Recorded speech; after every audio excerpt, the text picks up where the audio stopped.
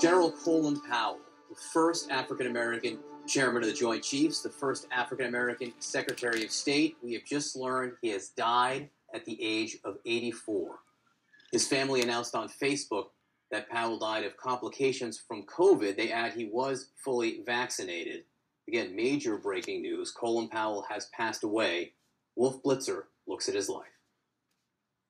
I will never not be a soldier. Colin Powell, a soldier turned statesman, made history on many fronts.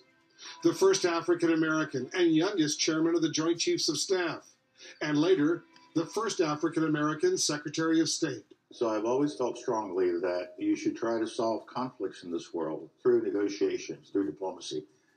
Anytime we can solve a problem that way and not use force and satisfy our objectives, let's push for that. Powell grew up in the Bronx, New York. His parents emigrated from Jamaica. By his own admission, he was not an outstanding student. It's been amusing over the years to have people come up to me and say, well, General Powell, you're chairman of the Joint Chiefs of Staff. When did you graduate from West Point? Couldn't have gotten in. He enrolled in the City College of New York. Geology was his major, but the ROTC became his passion. Powell flourished as a cadet, and after graduating, excelled as a soldier. He served 2 tours of Vietnam before earning a prestigious fellowship working for the Office of Management and Budget during the Nixon era in 1972. Afterwards, Powell returned to his troops, eventually becoming a general, and went back to the White House in 1987 as President Reagan's National Security Advisor. Then, in 1989, the general became the highest-ranking officer in the U.S. military when President George H.W. Bush named him chairman of the Joint Chiefs of Staff. Our strategy to go after this army is very, very simple. First, we're going to cut it off, and then we're going to kill it. How long have you been here the whole time? Powell became a household name during the first Gulf War. His policy of overwhelming force against Iraq became known as the Powell Doctrine. I express my sincere thanks to each and every one of you for being here to share my final day in uniform. After a distinguished 35-year career, Powell retired from the Army in 1993.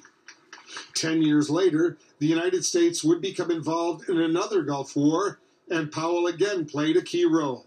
My colleagues, every statement I make today is backed up by sources, solid sources. These are not assertions. What we're giving you are facts and conclusions based on solid intelligence.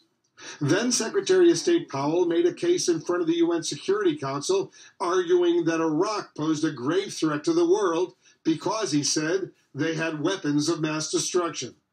The following month, the U.S. invasion began.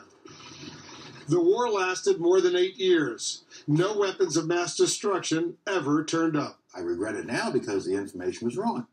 After 4 years as President George W. Bush's Secretary of State, Powell returned to private life. He spent his civilian years empowering youth through his projects, America's Promise Alliance and the Colin Powell School for Civic and Global Leadership. We're going to go and educate the kids who are most in need. And when I heard their stories, I said, this is where I belong. I'm home again. General Colin Powell, a leader and a patriot who devoted a lifetime to service. And a trailblazer.